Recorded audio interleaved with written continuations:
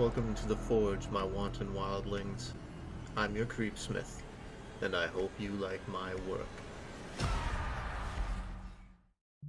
Happy holiday season, wildlings.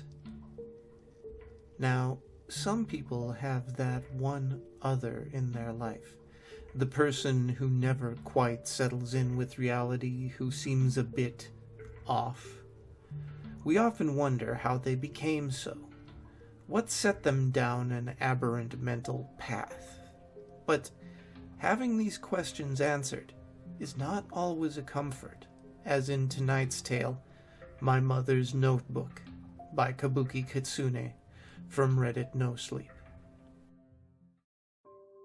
Years ago, after the death of my mother, I found myself tasked with the unenviable job of finally sorting through her possessions. Most of them would no doubt end up trashed. My mother had been something of a pack rat. I suppose you could call her a hoarder, though she wasn't as bad as the ones you see on TV. Mom collected books, old books. Many of them ended up being valuable, and such were sold to help pay for her funeral. In the end, it took me some 3 months to go through everything. By the time it was all over, I'd gotten sick of digging through the things. Between the dust and the occasional spider that was none too happy with my disturbing its home, I'd become numbed to what I might find. To be honest, you'd be rather surprised with just what you can turn up in a load of old books, more so when you're dealing with a person not entirely in their right mind as they're collecting those books. Everything from ancient encyclopedia sets to cookbooks with numerous scribbles in the margins to sex help manuals from the 1800s. I'd even turned up a handful of old grocery lists where, no doubt, much to his chagrin, my father had failed to pick up the milk. This left me to wonder just why my mom had kept those things. But then again, like I said, she wasn't really all there. It was in the bottom of that last box that I came across the notebook. It was your typical old school notebook, nothing too special now that I think about it. Yet, as far back as I could remember, my mother seemed to always have that book with her. She wrote in it from time to time, though I had never bothered to try to read it.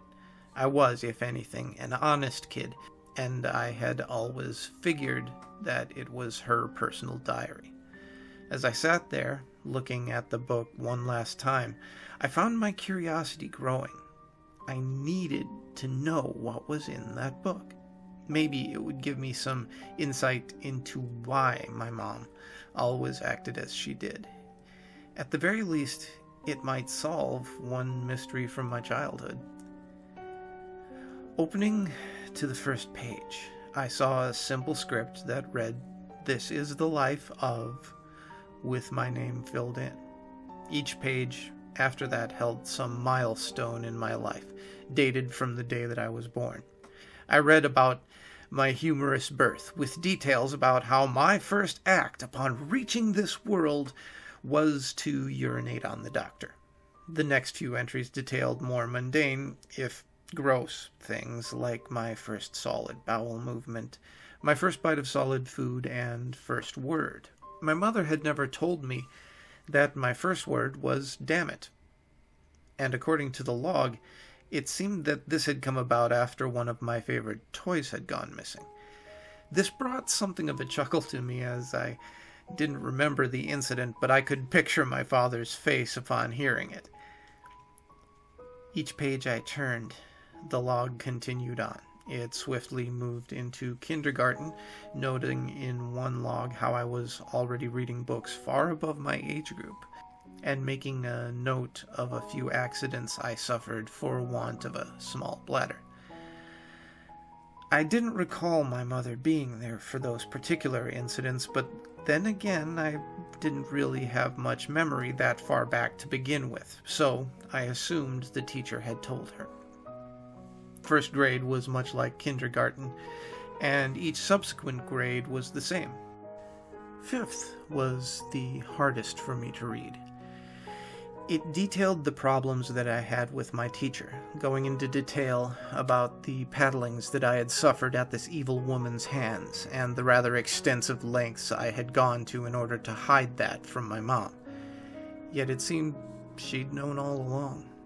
I wondered why she never said anything, and yet something told me that it was probably best she hadn't.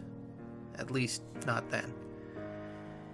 Things started to move pretty quickly from that point. 6th grade passed with only a few notes on it, with 7th being the same. My first 8th grade year was a disaster, taking up no less than 6 pages, with numerous accounts detailing the problems that would lead to me repeating the grade.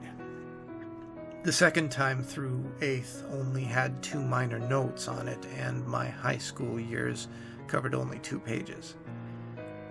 That's when things started to turn weird. I expected that to have been the end of the journal, and yet it wasn't.